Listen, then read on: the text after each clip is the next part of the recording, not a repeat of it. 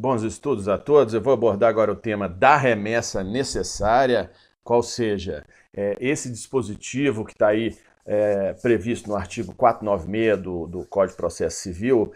Ele regulamenta que está sujeito ao duplo grau de jurisdição as decisões de primeiro grau, ou seja, as sentenças, independente de recurso da parte, na seguinte hipótese: quando a sentença for proferida contra a União, contra os estados, o Distrito Federal, os municípios, e também, e eu grifei aí de amarelo, as suas respectivas autarquias e fundações de direito público. Então, necessariamente, a sentença deverá ser apreciada pelo tribunal. Bem como, em face de sentença que julgar procedente no todo ou em parte, vou salientar, ou em parte, os embargos à execução fiscal.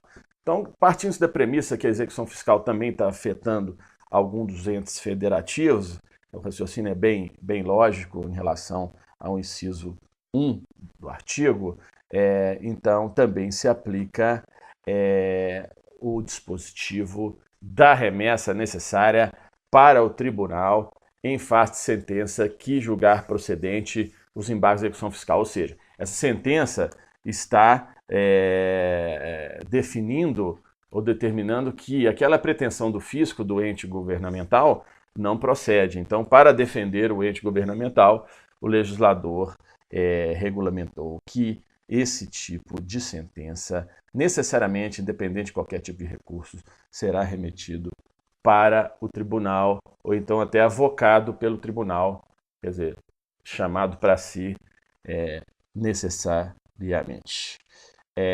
Nos casos previstos nesse artigo, se não interposta a apelação, ou seja, o recurso cabível perante sentença, no prazo legal, o juiz, mesmo assim, ordenará a remessa dos autos ao tribunal competente e, se esse não o fizer, o presidente do tribunal avocará o processo. Ou seja, não ocorreu recurso diante da sentença na qual foi dado provimento contra um dos entes federativos, do mesmo forma foi dada procedência a embargos da execução fiscal, não foi interposta apelação dentro do prazo legal, então o juiz de ofício ordenará a remessa dos autos ao tribunal ad quem,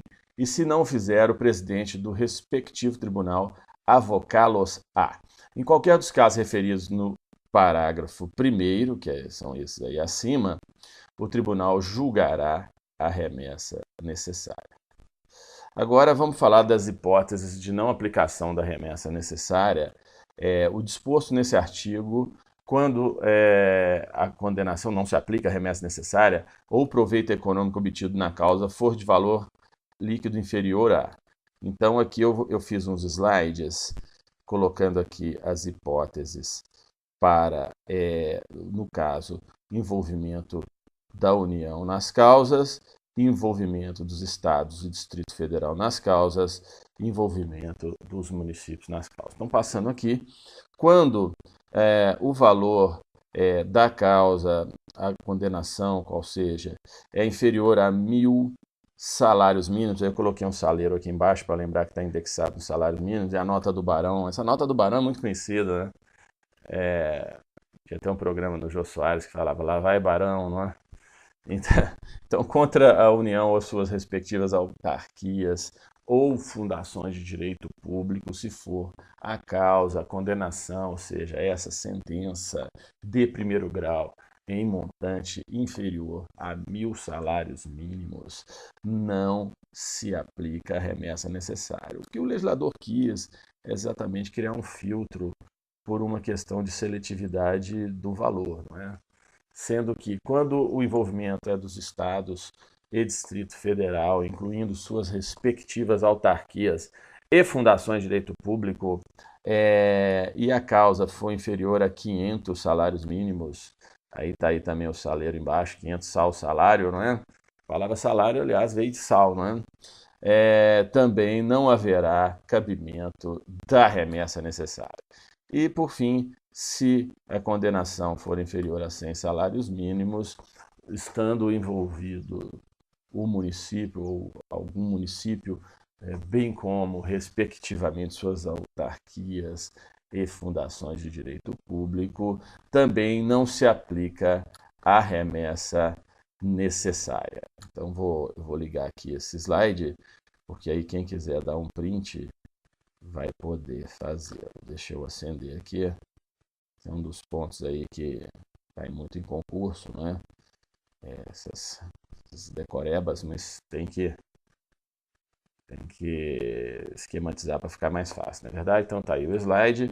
Agora passamos aqui para o parágrafo 4º, qual seja, também não se aplica a remessa necessária quando a sentença provida contra a União, Estados, municípios ou Distrito Federal, ou então procedente em relação a embargo de execução fiscal, estiver consonante à súmula de Tribunal Superior. Então, não é só súmula vinculante do Supremo Tribunal Federal. Atenção para esse aspecto. Qualquer súmula de Tribunal Superior, entenda-se STJ, STF, no caso da aplicação subsidiária na Justiça do Trabalho, que se usa também a legislação do CPC, TST.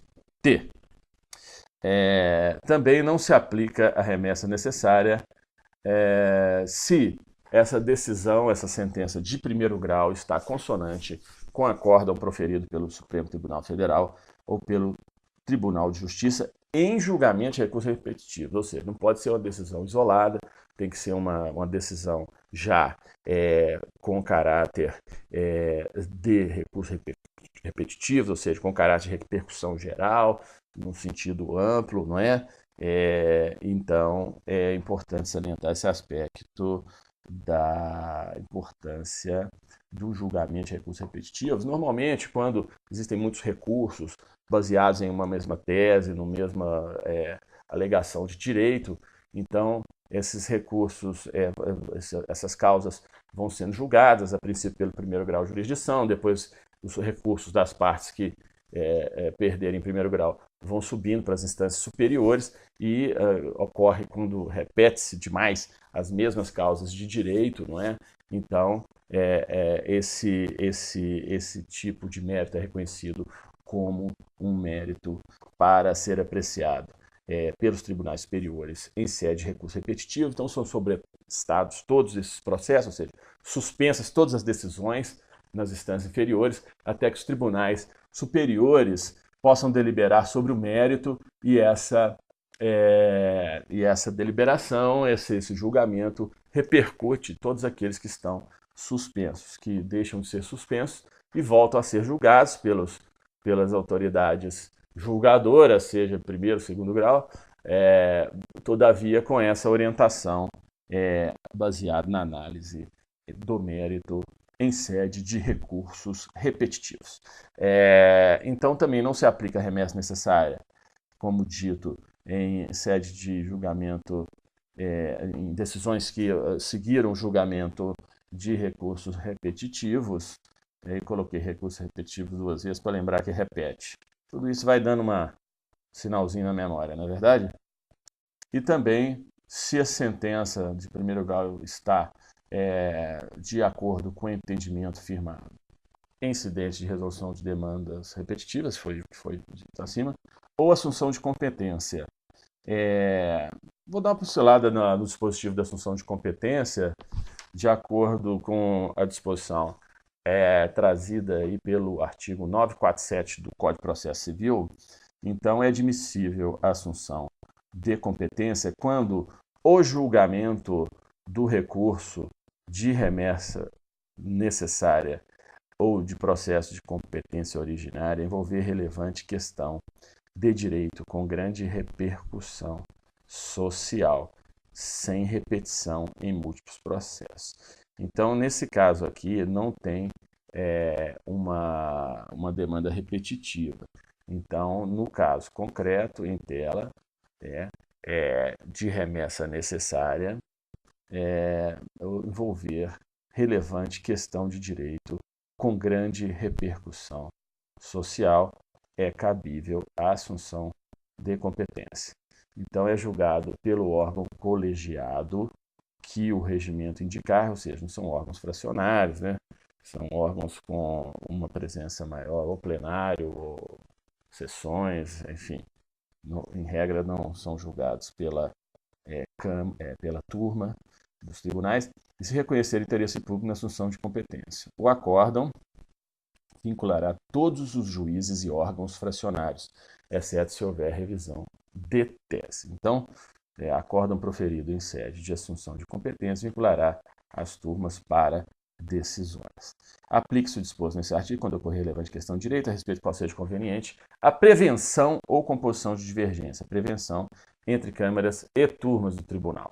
E aí, fechando aqui só esse comentário da assunção de competência, também, voltando, não se aplica a remessa necessária, voltando nem à súmula do Tribunal Superior, acórdão proferido pelo STF ou STJ, julgamento de recursos repetitivos, entendimento firmado em assunção de competência, entendimento coincidente com orientação vinculante firmada no âmbito administrativo do próprio ente público, consolidado em manifestação, parecer ou súmula administrativa.